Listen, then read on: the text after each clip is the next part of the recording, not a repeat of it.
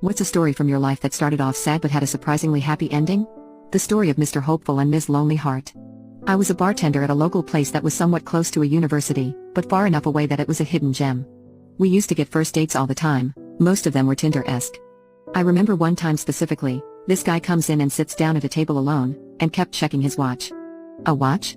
I wander over, greet him, and ask what he'd like to start off with to drink. I dunno, I'm meeting someone, is it rude to have a drink already before they get here?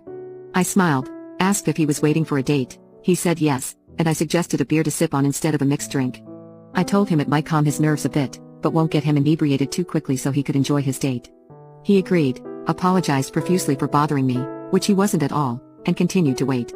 After about 20 minutes of him waiting, and him checking his watch every 5, I wandered over again and asked if he'd like to look at a food menu, perhaps munch on something while he waited.